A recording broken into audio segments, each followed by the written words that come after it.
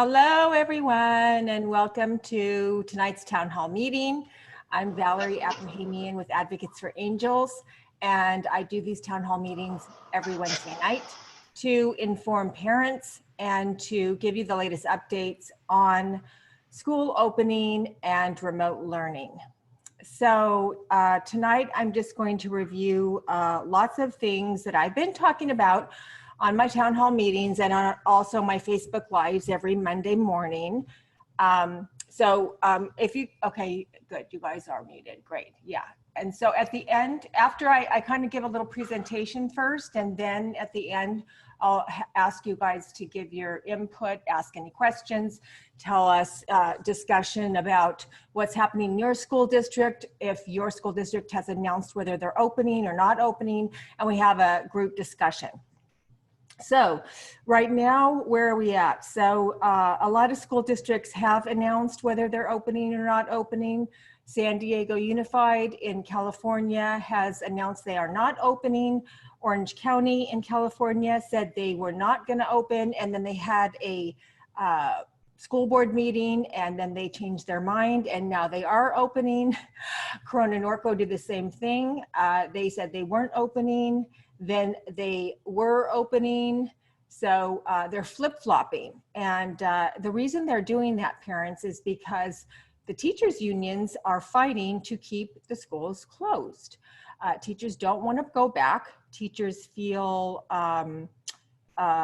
unsure and not safe going back to school because they feel that the school districts are not complying or taking the CDC guidelines seriously enough to keep them safe at school. So that's what's happening. And I just want to, today I've been listening because it's what I do every day, all day, you guys. I'm researching all the facts and all the information, all the data, what's happening with remote learning. What are the best ways to provide remote learning if schools do stay closed? What are teachers obligated to do? What are districts obligated to do? What are they required to do in terms of implementing your child's IEP? How are they going to implement your child's IEP in terms of services, your goals and objectives, your accommodations, classrooms, because many teachers are going to be virtual teachers, and then there's going to be in-person teachers. So there's going to be different teachers for depending on which model you choose. So, so in terms of Corona Norco, they are going to have different teachers. So they're going to have virtual learning teachers. So if your child goes to school, or if your child went to school, the teacher, the in-person teacher is not going to be the same teacher as your distance learning teacher. They even announced that if you choose distance learning and they're open, that you have to make a commitment to distance learning for at least a semester. You can't change your mind after a month or two and say, okay, we want to come back to school. You have to stay in remote learning for at least a semester. And then if you choose to come back, you have to apply to come back, and your child's classroom may not have the room for your child to come back to the class they would have been in. And if you're in a specialized academic instruction class or an SDC special day class, you might have to even move to a different school site if there's not enough room in that child's classroom.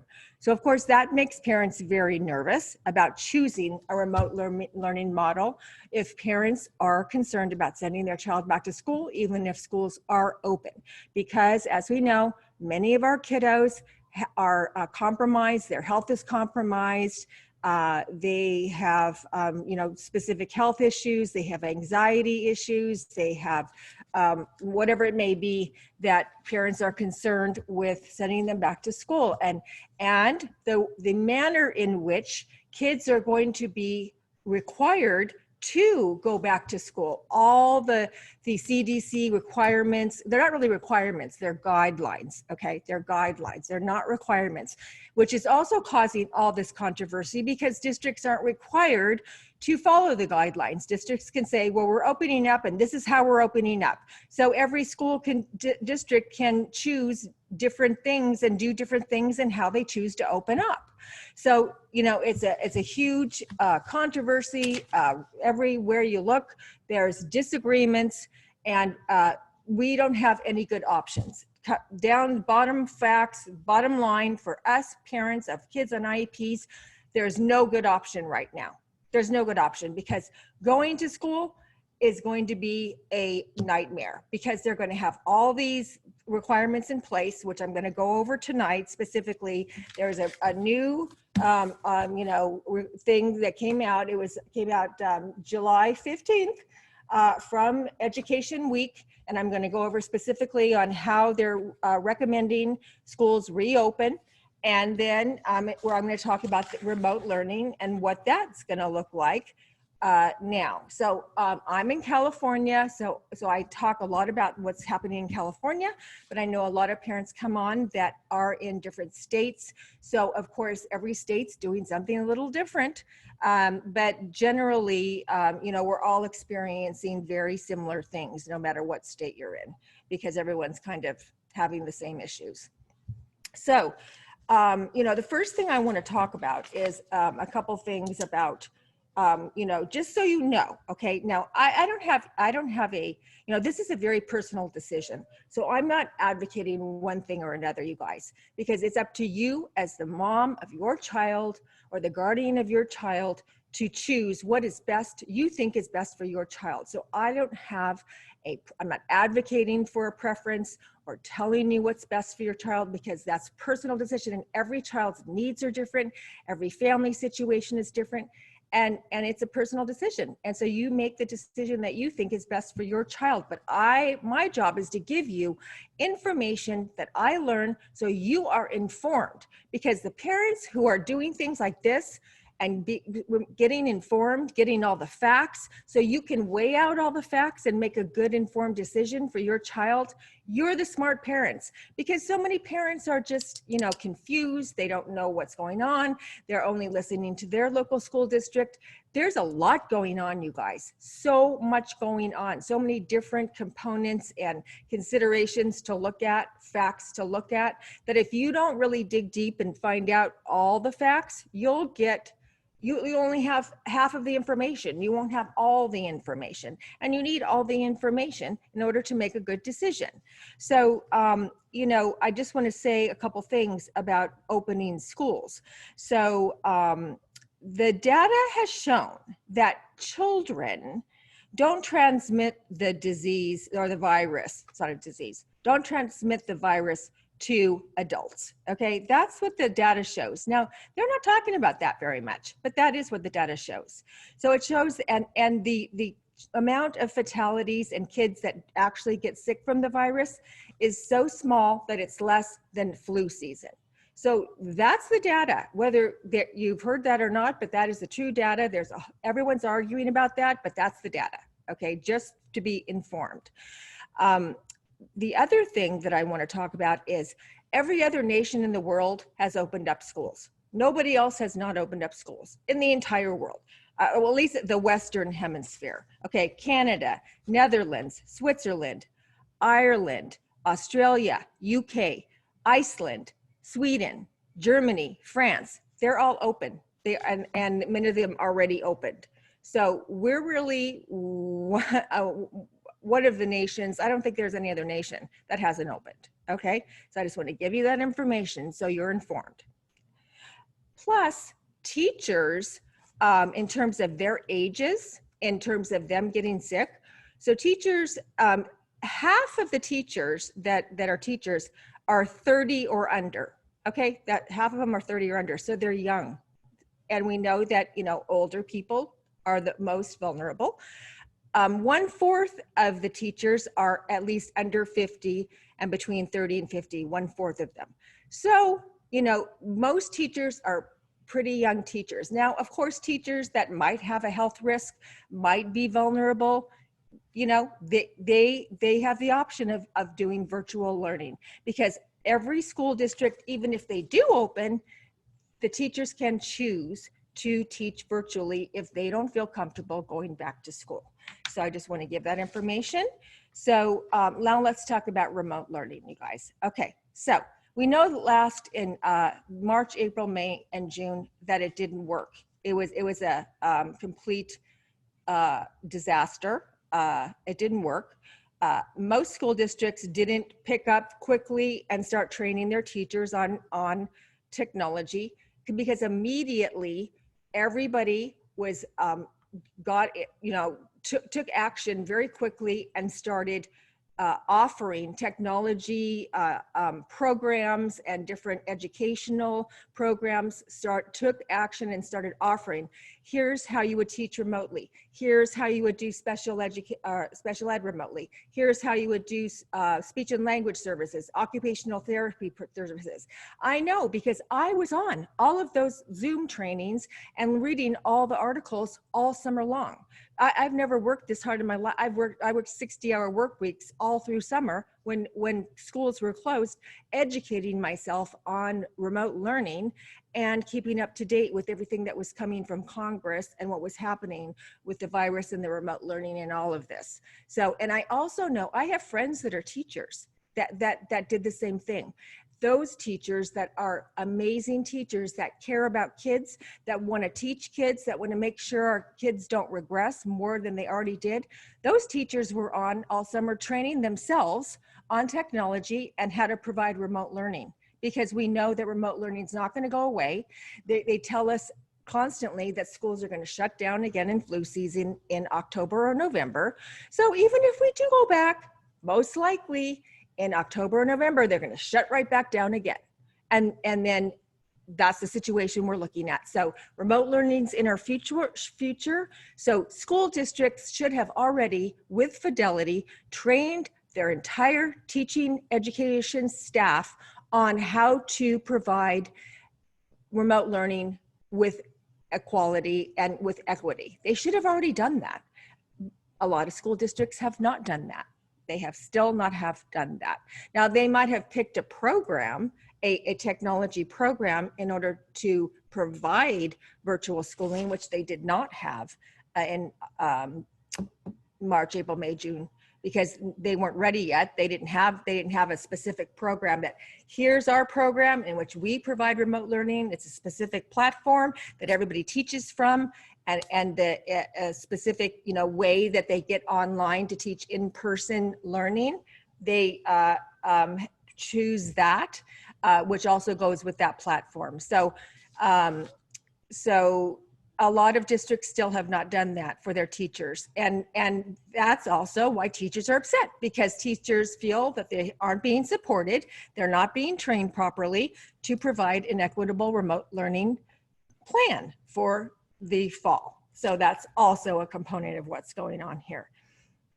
But right now, where we're at is they've already put the numbers out that 50% of kids have regressed in math and 30% in reading. Or they've regressed 50% in math and they've regressed 30% in reading. Okay, so that's how much they've already regressed in those core subjects. And this is, I'm talking general ed kids, not even special education kids. So if general ed kids have already regressed 50% in math and 30% in reading, how much do you think special ed kids have regressed in math and reading? More than that. So, and they also have shown that 20 to 50% of kids don't even log on at all, or didn't log on in March, April, May, and June. Okay, so they need to get it together. They need to be able to figure out how they're going to have kids actually access the curriculum through technology online, and make sure the teachers are trained with fidelity and that they are supported to provide an equitable distance learning plan, and figure out how they're going to provide our children's IEP either through technology or through some other alternative way, because we know that Secretary DeVos said that IEPs will be implemented to the maximum extent possible And if it's not possible through technology, it must be with some other alternative method. So now that alternative method, what's that going to be? That's going to be here, emailing information to parents, emailing work to parents, or assignments to parents, or giving you a website or a link to go to or something like that. But it can't just be that, because that's all it was in March, April, May, and June. It can't just be that. Teachers are now going to be required to get on and teach live, in-person live teaching classes. That's a requirement. That's what they have to do.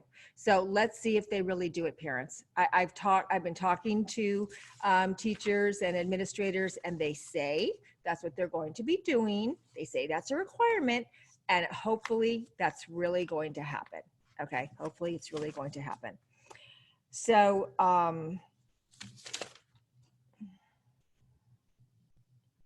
so I recommend that all parents, you know, I've been saying this as well, call an IEP meeting now, because you need to get on the list to have your IEP meeting, because they are requiring, most school districts are requiring, excuse me, that if you choose remote learning, or even if the district doesn't open and everybody's on remote learning, they're going to require that an IEP be held to identify that they're in the remote learning model, and that they write that in the IEP. And that's perfectly fine if that's all they write in the IEP. We're in the remote learning model. What's not fine is for them to say, we're in the remote learning model, so now we can't give you individual speech and language sessions.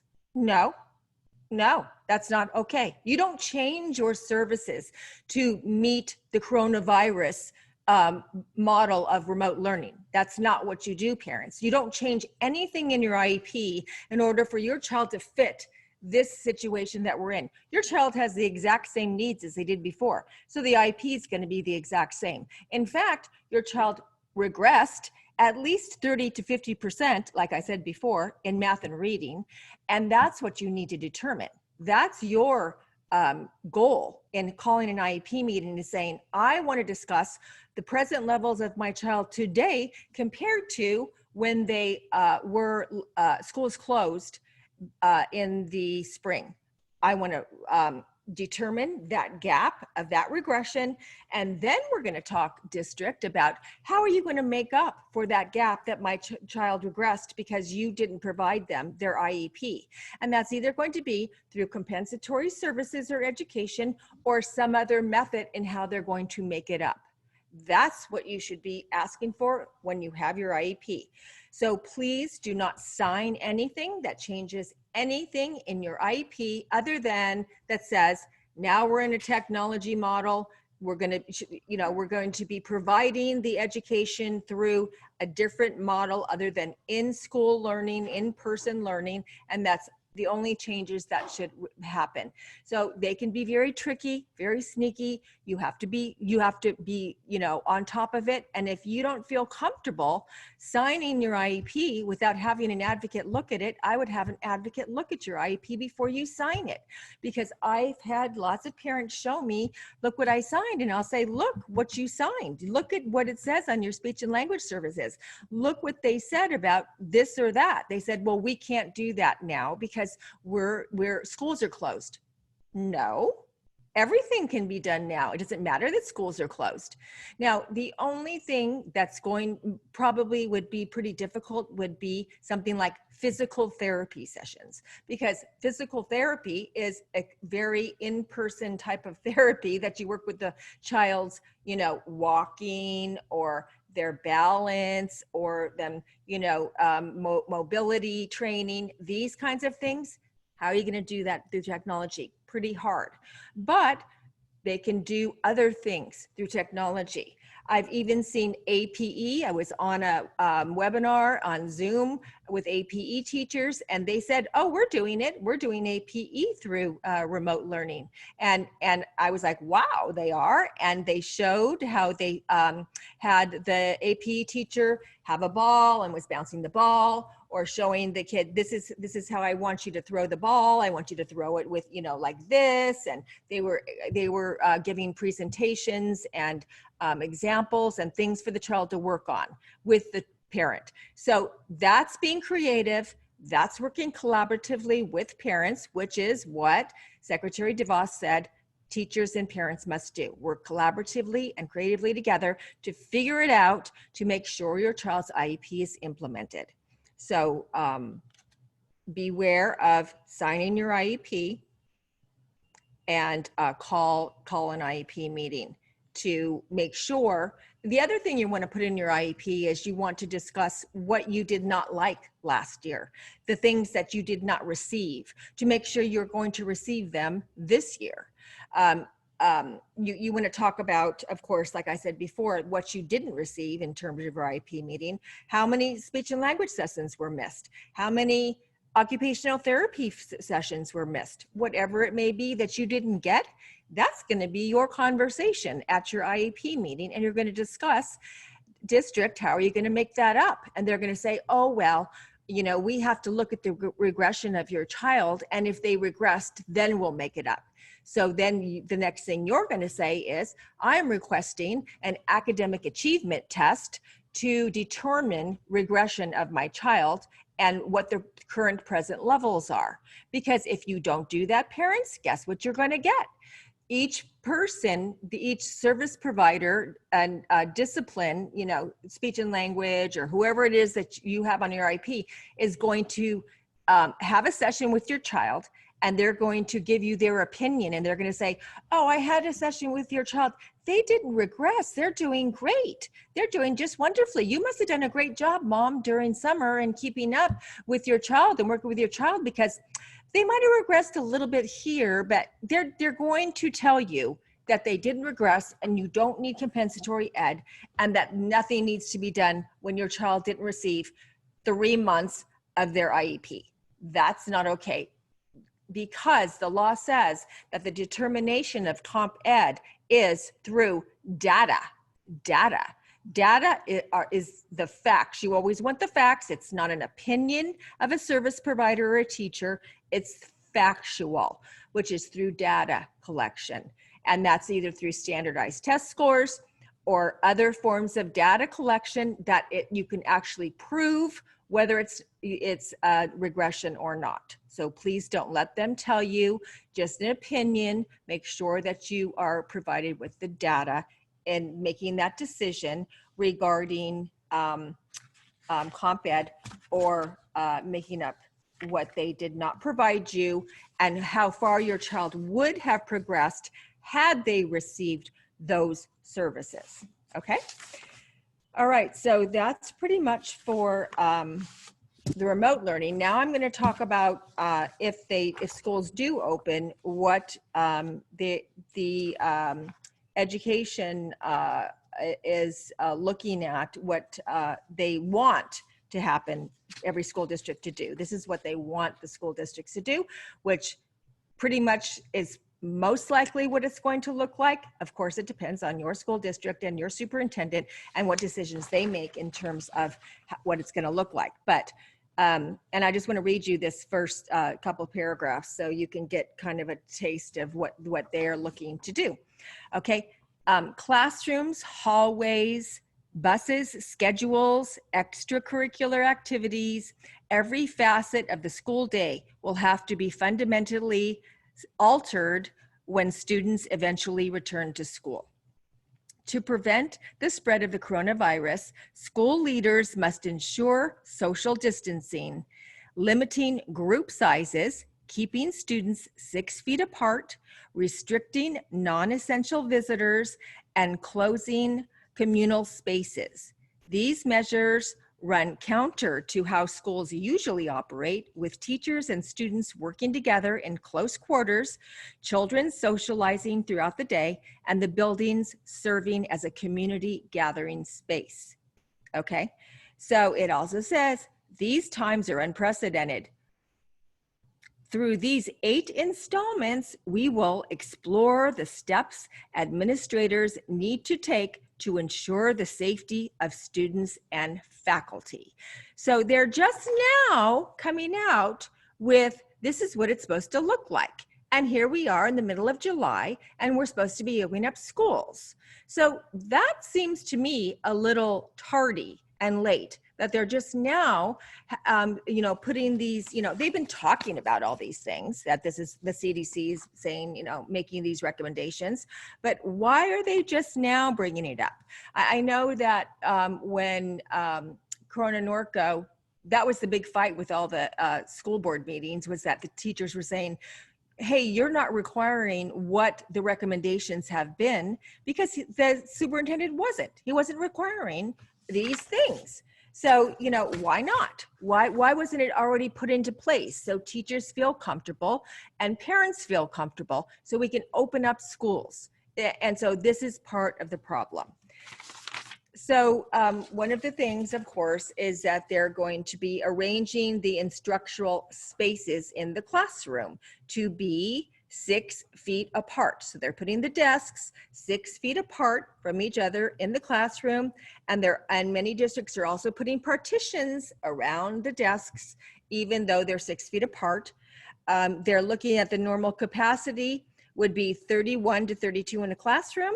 Now they're looking at socially distanced capacity at 12 in the classroom. So now what does that tell you also, parents? They're going to have to cut in half the class size, okay? So that's something to consider too, which is why the kids on social, if you choose to remote and they have schools opened, your child's classroom is probably not going to have a space left for you when they come back. Unless it opens up completely and we go back to a normal class size, okay? They're limiting the exposure and transmission through, in the classroom, through having the kiddos be in small groups. So they're going to, they're calling them bubbles. So, so they're going to have like bubbles of 5 kids that work together. And that they always stay in their own little bubble. They're talking about that as well as if they do go to recess or to lunch, they're going to be in their little group bubble, which is also going to be social distance. So this is what how they're figuring out how they're going to do it on recess and PE, but not PE, recess and lunch. But a lot of school districts are saying, we're not going to lunch or PE at all. Kids are going to be self-contained in a classroom all day long. And then we have to think about, parents, how is that going to affect our kids? Because we know our kids need to move their bodies. They need breaks. They need to get up and walk around. They need to go jump on a trampoline. They need to go sit on a therapy ball. They have things they have to do in order for their mind to organize, anxiety, sensory integration, all the things we have to consider for our kids on IEPs. It's not going to work well in a self-contained class where they can't get out of that class the whole day without moving around. So that's something to talk about, and what you want to ask if your child's going back to school, hey, my kid needs to move around. So, and they have an accommodation in their IEP that says, my child will get a break every half hour. How are they going to get that break? Who's gonna, do they have an aide? Are they gonna be allowed to go outside the door and walk around the hallway or go or whatever they typically do for their break? That's a huge question to ask. So you need to go through your IEP and see what are your accommodations, what is in your IEP to make sure, how are they going to provide that? You wanna make sure it's being provided and that there's a discussion, because they can't just tell you, oh no, we can't do that anymore. No. And this is for remote or for in school. They can't just say, oh no, we can't do that anymore. That's not a good answer. And it's a violation of your child's IEP, which is a federal violation, okay? So these are some of the things you want to consider when you're having your IEP meeting.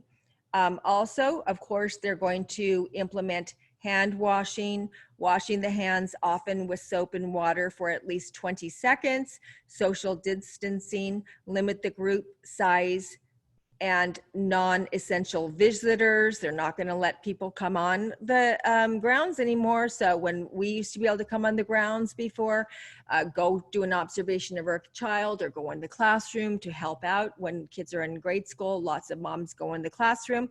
That's come to an end. That's not going to happen anymore. Masks are going to need to be worn. Encourage the use of cloth face coverings. Now that's also a big consideration for our kids and IEPs, because as we know, many of our kids can't wear masks. They can't tolerate a mask for whatever reason, whether it be sensory integration, whether it be anxiety, whether it be breathing issues. You know, a lot of our kids have breathing issues, or they feel claustrophobic. Many things to consider for kids and IEPs. You can ask for that to be waived for your child. I highly recommend, you know, this is not, you know, I haven't heard a district say this is a requirement, but I would be proactive. If yours one of those kids and you want to send your child back to school, but they can't wear a mask, I would call appointment with your doctor right away and go see your doctor and have your doctor write a excusal of, you know, this student cannot wear a mask.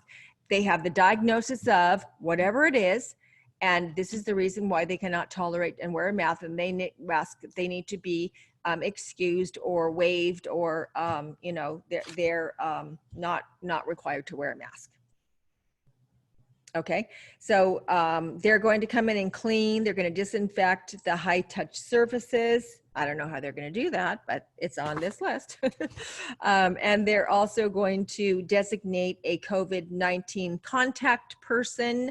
It doesn't say nurse, but it just says contact person.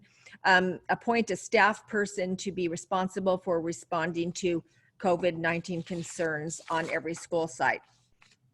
So now also they're going to be minimizing congestion on the school grounds. Okay, so they're going to have specific directions in the hallways of how kids are going to walk. So they're going to designate one-way directions for hallways and exterior paths. They're going to assign entry and exit doors and stagger students' arrival and departure times so that kids don't come in big, huge crowds and leave in big, huge crowds. So that's another implementation they're looking at doing. And then, of course, for buses, if your child rides a bus, they're going to, the typical normal capacity previous was 56 kids on a bus.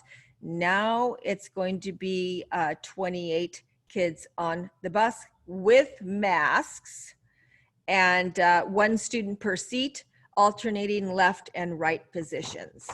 So that's what they're talking about with the busing. And also, of course, a lot of school districts are also going to require temperature checks when they get to the school grounds and make sure that their masks are on. So, so also what we need to consider, parents, is if your child is in remote, if we continue to be in remote learning, these are some of the other concerns that we have as parents of children on IEPs. Okay, so your child's not going to receive any social interaction, of course, and we know how important social interaction is because most of our kids don't have good social interactions. They don't have good social skills. Those are typically their deficit areas. They're not going to have any social interactions with any peers. How are they going to work on goals? So that's another question you got to think of, start thinking about at your IEP meeting. You need to go through every one of those goals and say, how are we going to work on as social skills goal when we're, my child's at home alone on a computer? That's a good question. So, and again, creativity, they need to come up with something on that. You know, I've seen lots of school districts been doing great job with creativity.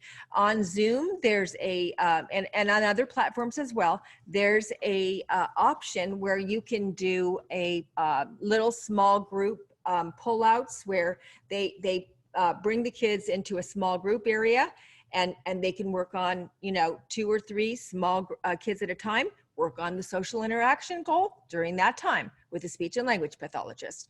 There's ways they can figure it out, guys. I've seen it Lots of districts are doing it well. Private schools are doing it beautifully. Don't let them tell you they can't do that. They can. They can do it. Okay. So the social interaction is of course a huge consideration. Also, again, if everyone's got a mask on and you can't see half of their face, only their eyes, and our children have, goals on, reading social cues, reading body language, interacting, with their peers, again, that's going to impede those kinds of goals. If on the school grounds, wearing a mask. So that's a question. Maturation in development is also a huge concern because they're not in school. They're at home sitting on a computer, and unless they have siblings, where they can, be around other kiddos, that's a huge concern as well. It's going to stunt that development. Working in groups with conflict resolution, that's a natural thing that kids just every day are learning as they're growing and in working in the classroom. They're always working in groups. So they're learning how to give and take. They're learning how to be polite, have, good communication skills, conflict resolution, all these kinds of things. That's going to put a damper on that kind of development and those kinds of goals, if you have goals like that in your child's IEP.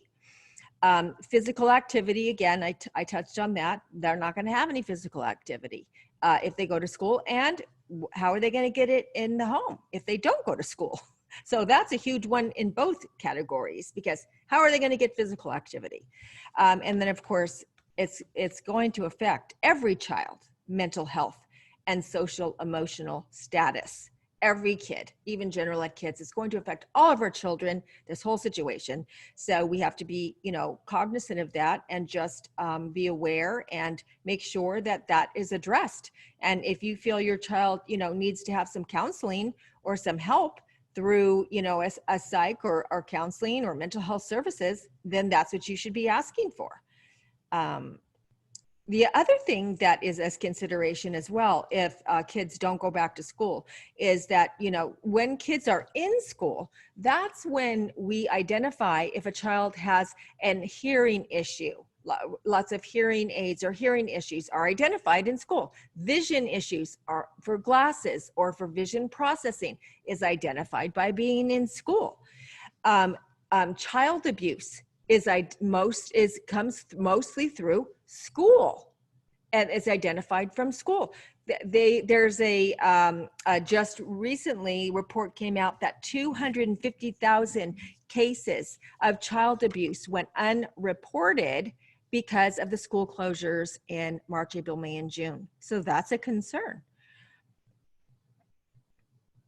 Okay, so those are my new tips for you for tonight. Lots and lots to consider and think about, parents. We're getting close to getting school opening. The other thing is that they're going to, because they have to cut the classrooms in half, most schools are going to go on a traditional schedule, which is going to be year round, because that way they can have more classrooms opened so that they can fit more kids in with the smaller class size. So be ready for that, because they're going to go back to a year-round scheduling. Okay. So who has questions or comments or any info on your local school district? I have one question, Valerie. Sure. What if your child does not do well getting online and they refuse to have anybody come in the home? What would be an option then for that child? Yeah, so that is a huge problem for lots of kids, especially kids on the spectrum.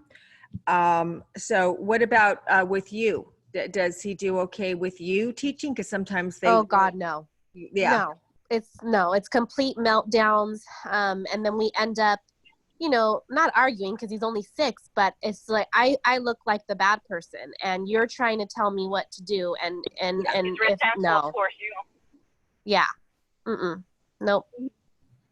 So First thing that would come to my mind is that then they're going to have to get a behavioralist to help them to understand, hey, we're not in school. We only have remote learning. This is the way we learn now. And a behavioralist is going to have to take over, because behavioralists know how to work with children on the autism spectrum and can assist you and him to access the curriculum.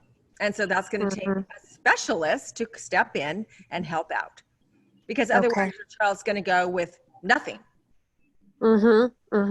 And there's some kids that are going with nothing because they won't work online and they won't even work with people coming in the home. So then they really get nothing unless they're in school. I'm not sure why they won't open the school just for those kids that really have to be in school. Well, I know. Well, that's what they're recommending. You is like that, Lars? You believe I never had lessons? Where the hell is she? I haven't seen her. Oh, somebody can, yeah. Okay, thanks. That's what they're recommending, is the best option is to open schools and then let the kids that can't go opt out for remote learning. But a lot of districts aren't opening at all. So I don't know why they're not doing it. I really don't. I have no idea. It's really terrible and sad and ridiculous, actually. But that's the situation we're in. And I know you're in that because you're in San Diego. Yes. So yeah, we have to ask, well, we asked for an FBA. So that's a behavioralist. So we're working towards getting him a FBA anyway, which is a ABA behavioralist working with them. Thank you. Yeah. Anybody else have any questions about what I just talked about, or a question about? Yeah, I have a question. Okay. Can you turn it down? My son is in Corona Norco, and I teach in Anaheim. So I have both perspectives going on, but my son is in the II program and, did horribly on remote learning. Fortunately, I was working from home. So I was able to, after I did my hours, I was able to get him on the computer for part of the time, but it was like this parent said, a complete fight. And it's really difficult. And my concern is that they're going to go to remote, and I'm like, what do I do? I mean, I'm like, am I going back to work? I don't know yet. Right. And I can't leave, my son will be a freshman in high school, but I can't leave him home alone. He's not safe to be home. He certainly won't do any schoolwork home alone. Yes. And I'm like, what do we do? Yep. So, you're one of those parents that is in that situation. A lot of parents are in that situation, actually, that cannot work from home, has to leave the home.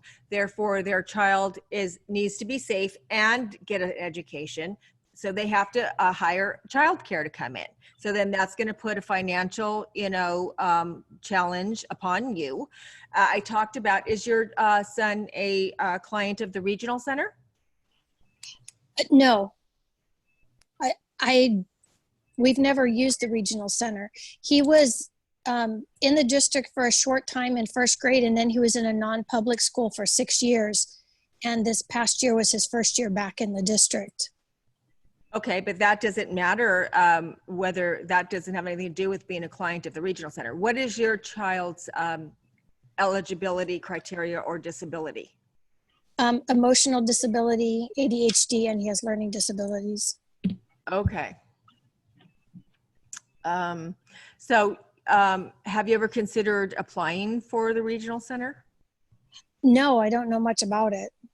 Okay. I mean, one time we had independent evaluation done, and they said high probability of him being on the spectrum, like Asperger's range, but we don't have a formal diagnosis. And so I was told before that if he didn't have an autism diagnosis, we couldn't get services through regional center. But that's not true. Okay. Because there's what's called the fifth eligibility, which means that if the child's disability is equal to that of any of the 4 other categories, then it's like an umbrella, like a Yeah, like not otherwise specified. Yeah. Yep, yeah, just like NOS, that they will qualify. So if your child is impacted, his daily life, his education, his living skills, all of that is impacted just as much as a kiddo with those other, it's CP, autism, two other ones. Epilepsy and another one I can't think of it right now though. But if it's equal to any of those other ones, then they will be found eligible. Because the regional center, you can get assistance through things like respite and hours through respite, which you could use as a in-home person, childcare, and also. You could, if you become a client of the regional center, then you can apply for IHSS, which is in-home supportive services, which also is a person that comes into the home and works with your child or stays with your child. So you're eligible for those two things. Also through the COVID-19 stimulus, through the last CARES Act, they are also looking to provide financial assistance to parents who are in your position, who need to hire someone that you wouldn't have otherwise had to do because your child's in school. You're only having to do it now because of the virus, and they're providing assistance to parents like that. So you look at the new CARES Act that just came out, and see in there if you could start there, and then I would still apply for the regional center because they have to do a full assessment on your child, and there you get an assessment at no cost, and you can and I would just really push the autism thing. Don't use the word Asperger's. Don't use the word Asperger's. Yeah. Say autism. Just say autism spectrum. Yeah. Yep, and let them tell you. Okay. And and then in terms of special ed, you should have a formal diagnosis, because with you if you don't know the basis and all of the areas of disability and where they're coming from and where they are, then your IEP is probably not going to meet his needs to the maximum extent appropriate, because you have to know, he could have sensory integration, he could have auditory deficits, he could have visual processing deficits, all these other areas of need that are not being addressed, which, and you're missing out these big gaps in services and goals and awareness of why he's not learning, why he can't do things. And so it's not, the IEP has not been developed in full if you don't have all of these things ruled out and a good psychoeducational assessment for your son. Yeah, he definitely has like short-term memory issues. They said, that working memory, he's got some sensory issues. So, right. Yeah. Autism. Yeah. Yeah. So thank you so much. And please do that before he turns 17. Okay, I definitely will. Yeah. Yeah. Because at 17, then things get really hard after that to get eligible for anything. Yeah. Yeah. Okay. Take the phone call right away. I will, definitely. Thank you. You're welcome. Who else? Valerie, this is Tao speaking. Two things. I posted for the parent, the regional center for Inland Empire. It's in the chat box. So she wants to look into that. She can look into what they have to offer in that area. Good. My question is, since you just mentioned that, because I'm in Central Valley, so the school district out here says that, like when I try to like circle time through Zoom, they state to me that we cannot have Zoom through circle time on Zoom or do activities because that's a violation of privacy. We don't want kids seeing other kids in the virtual classroom. You can only have no more than 15 minutes with the speech therapist each week. And what's on your IEP? Sorry? What is on your IEP for speech? So it says about 15 minutes, about 30 minutes one-on-one, and That's what the about, IP says? yeah, It one-on-one. says 30 minutes one-on-one. So that's what you have to receive. Whatever Yeah, your so, IP says is what you have to receive. so there's also on the IP enters a group, working in groups with the speech therapist. Okay. They said that to me that we cannot do group therapy through Zoom because we don't want other parents to see other kids. It's a violation of privacy. And from what you're saying is that they can be creative, find creative ways to meet that goal. It's just that they don't want to. Is that correct? Yes, it's absolutely correct. Absolutely correct. They're already doing this all over the nation. They're providing group therapy sessions. They're, getting around this, HIPAA thing. That's an excuse. That's an excuse for them not to do it. I wonder, is there an excerpt that you have that I can look into further on that? Yeah, I can look for something on that for you. Yeah, because It's one of those points of controversy for sure. yeah. But I think what they're doing is they're having parents, sign disclosures that they're fine with, having a parent see them or their child in order to get their group session. And if a parent doesn't want that, then that parent doesn't get a group session. So, they can work around it. Valerie, Yeah. I'm just wondering if you signed the computer photography document at the beginning of the year that they give all the parents so that photos can be used anywhere and they can be videotaped anywhere. Do you sign that? Did you sign one of those at the beginning of the year? They pass them out at the beginning of the year, their disclosures. And the parents always have to sign it for them to, for the yearbook, for whatever. Did you sign one of those? Are you referring to me? Yes. So I did sign one of those because I want to know what is being photographed before any pictures can be taken. But you signed it saying you will allow them to take pictures or not?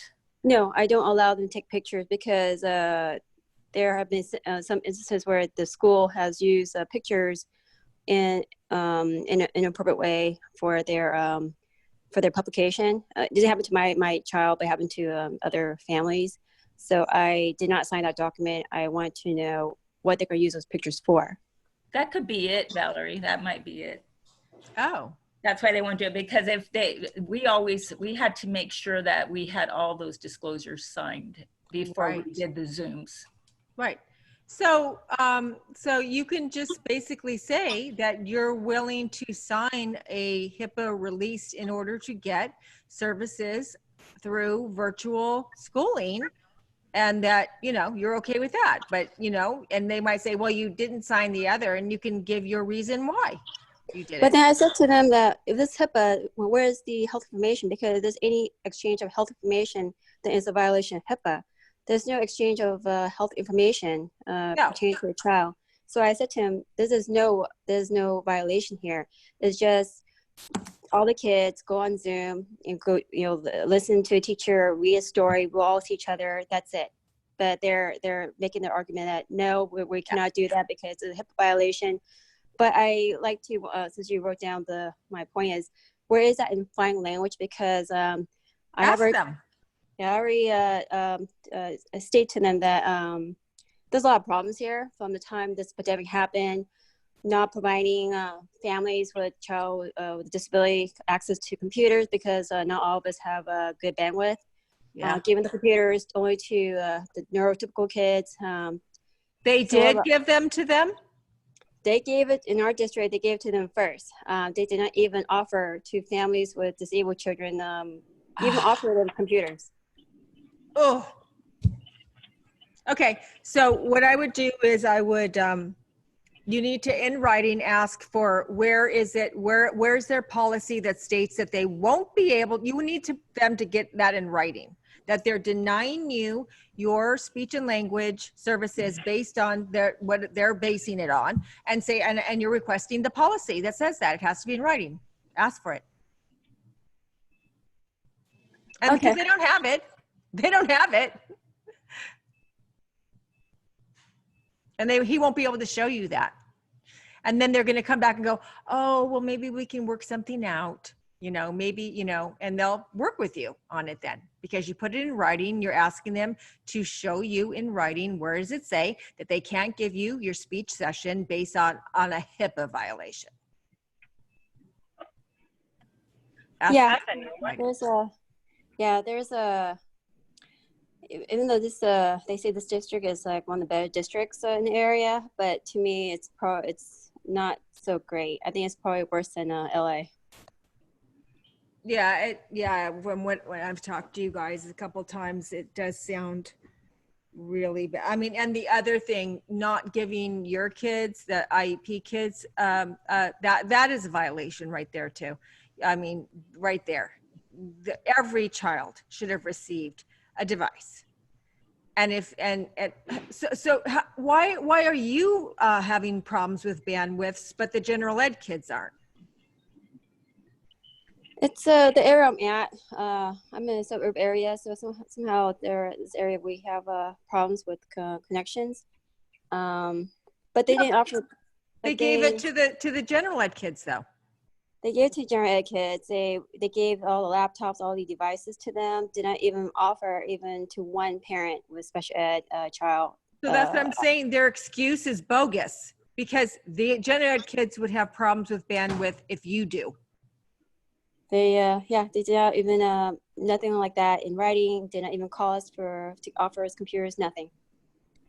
Well, I would right now say I want my device, and I'm calling my IEP meeting, and show me in writing where it says you can't give me my speech services because of HIPAA. Okay. They're providing computers and hotspots too, because they got a lot of money for that. They got that. Then they get federal money. Yes. They got billions and billions of dollars for that stuff. Yes, every Supposed school to provide district all across that. the nation got lots and lots of money for to buy every student a device, and to also provide hotspots for the bandwidth issue. So they're supposed to address the bandwidth issue, not deny you a device because you have bad bandwidth. They're supposed to fix it for you. No, they did not fix it, but this is why I call for that first week in IEP meeting, because it's a lot of problems, many problems. I want to rework this IEP, but then the specialist said to me, we cannot work with you. We cannot make any changes. Like, no, I want to make a change because of what we're in right now. So there's a lot of heated discussion because they're not willing to make the change with me, and I'm pushing for a change. Yeah. Document everything. Just be sure that you have everything, all of your requests in writing, that you write a parent agenda, that you write a response to the IEP afterwards, because they're going to still fight you, and you got to respond legally with a response, and you don't sign. Do you know all the steps to take? I somewhat still this is a evolving process for me, being a special ed advocate. With this pandemic, definitely it made me and many people, even one of our fellow pediatricians, he is very concerned about special education, because he realizes special education in our area is not doing their jobs to help these kids. Right. But if you guys don't know legally what your rights are and how to address the violations, then they're just going to keep doing it. They're going to keep doing it. Yeah, that's what they're doing. They're preying on the parents who don't know their rights. They feed onto that so that these kids oftentimes don't end up have good outcome, because it's not the parents' fault for not knowing. It's just they don't want the parents to know. Oh yeah, no, they won't tell you anything. No, especially in this situation with the COVID, they're going to take advantage of parents even more now than they ever did before. This is going to be an opportunity to decrease services. This is going to be an opportunity to save money on services. That's what they're going to do to every parent that doesn't know how to sustain their IEP and make sure that is implemented. And that's what they're going to do. So that's why I always say now more than ever, if a parent ever decided to come out. advocate, Oh my God. can you You did? mute yourself, We're almost as close as not getting it because Barbara? Can you Yes. mute yourself because we can't hear? This is the time to learn to advocate, because the parents that don't learn to advocate now, that you're not going to get, you're going to get your IEP taken away. You're not going to get anything for these kids, especially in the remote learning model. Especially in the remote learning model. Kids will not be educated and IEPs will not be implemented. So, Tao, I thought, were you going to contact me? Because we were going to talk about the course and getting a group of your parents to in the Ultimate IEP course. Yeah, I'm want to talk to you. I've been so busy because one thing after another. Just had a pediatrician kind of discharge a child, my child with special needs, without notifying me. That's a big lawsuit that I'm doing right now, since this has never happened to me. For the first time, a pediatrician decides to take a kid off her case, and did not even provide me a phone call, did not even provide me a written letter. And I said, like, what's this? Why you do that to a child with special needs? She could not provide me explanation, so I'm been busy trying to do that. Wow. Trying to get the rights, protect this child from pediatricians that do that to them. They should not discharge a patient without even informing the parent. So I've been busy. I have not forgotten about you. I just said this case has been, it's a pretty heated case, as well as not allowing me to have full access to the medical chart. So I am involved with the medical board just to have them investigate on this pediatrician and provide me the reason why I'm not allowed to look at the record, and two, why release a child when there's something going on with the child, and why you refuse to see a child on the day of the visit. So you went to your visit and she said she's not going to see you? Yeah, she's not going to see the child, even though I said the child has been having problems. She did not want to see a child. I said, like, if I'm telling you the child, in this case, she has not had a bowel movement for a week, I think I know a person would say, okay, let me go ahead and check on the child. Did not even made any attempt to examine the child's belly, nothing. So I'm in the process of filing with the medical board around this pediatrician's practice. So I've been busy taking care of this, numerous phone calls, as well as special ed, and lots of not knowing what's going on, me going back and forth and through many emails. Wow. Yeah, so it kept me very busy. And I think my other colleague that I spoke to you a few weeks ago, yeah, she's also involved in with the lawyer right now. Super busy, in addition to taking her kids up to Stanford for treatment. So very busy, very busy. Okay. Well, remember you can do, because right now the parent membership is ongoing, and at least you can get help with what you have right now, because the course is intensive. I mean, that wouldn't be good to start the course if you're, distracted with other things. You need to have the time to invest in the course when we open it and start it. So the brigade might be better for you to join right now, so that at least you can get going on these issues we talked about tonight and get the ball rolling, because you know how long it takes to do these things. And if you don't start right away, it's really gonna delay things. Yeah, because special ed There's a lot of things that we need to do to reform special ed. It's been like this for so long, and we don't like how it's going. Yeah. And that because it takes a while. See, you have to do your due diligence to make the requests properly, have it documented in the IEP properly, and then get a PWN response, which is going to be, you know, in writing denial your request. And then you can file a compliance, or then you can ask for a dispute resolution, and then you can take action against them. But you can't take action against them until you go through the steps to get things documented properly and get a legal response from them. Yeah, absolutely. Yeah.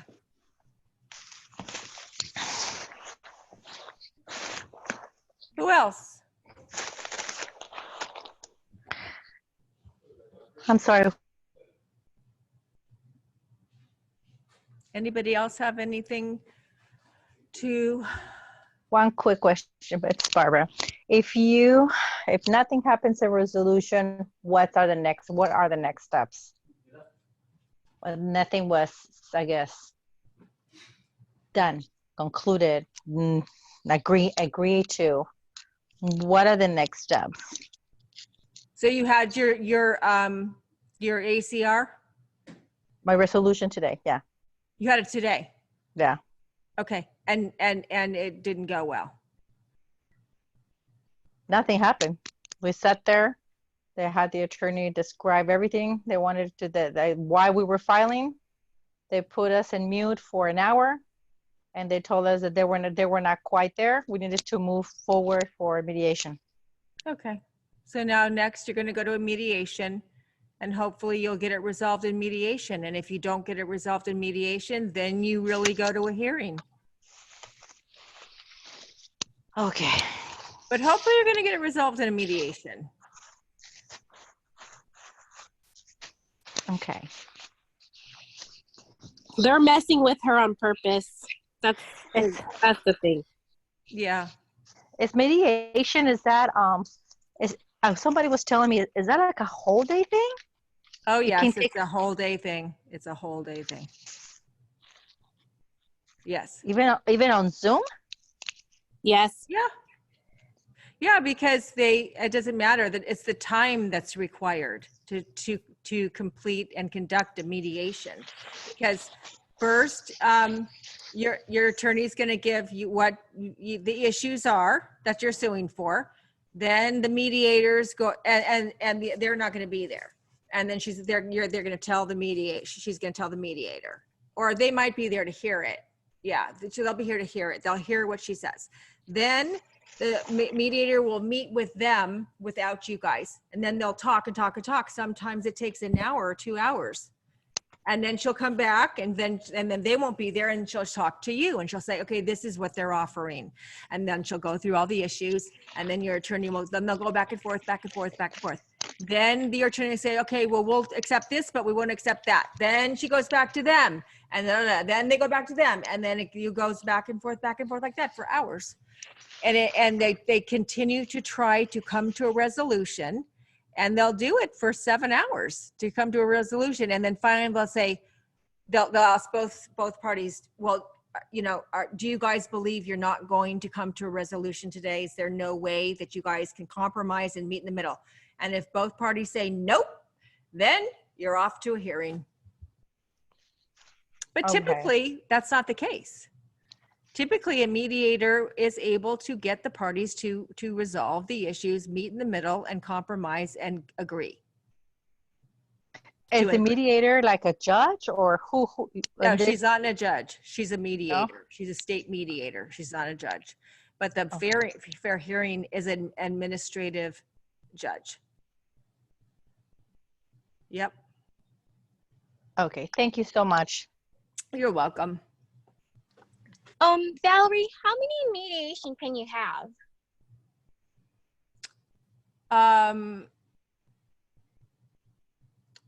For one for each filing.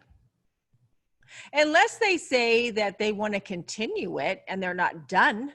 And they say, well, you know, we're done for the day. We're all exhausted. Let's come back. Let's reschedule. Mm-hmm. So they might come back, but yeah. Because I had two. So the first one was which is the education, but then I wanted an IE, so we had a second one, so which was for consolidating both education and the IE together. But was it all filed at the same time? Or was it filed at 2 different times? It was filed at 2 different times, but then we Yeah. just decided to consolidate it into one session. Okay. The first one we didn't agree with anything. The second one sort of, but then I kind of don't agree to it anymore. So can you have another one, or do you have to go to hearing?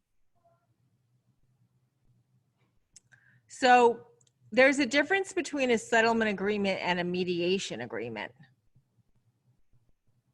Because I thought you said you had a settlement agreement. Yes, it was for that one. So for a settlement agreement, settlement agreements can be changed. They can be reworded. The director of special ed or the SELPA director can reword.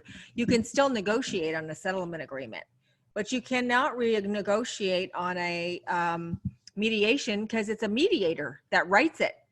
And when you're done with the mediation, you're done. Okay. But a settlement agreement, you can still reword and still negotiate, because a settlement agreement is, you don't even have to get a settlement agreement through a mediation.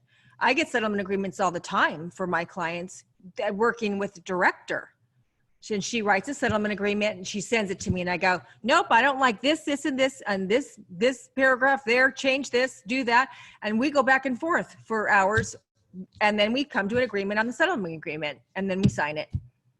But in a mediation, it's a completely different process. It's a mediation, and the mediator writes that agreement.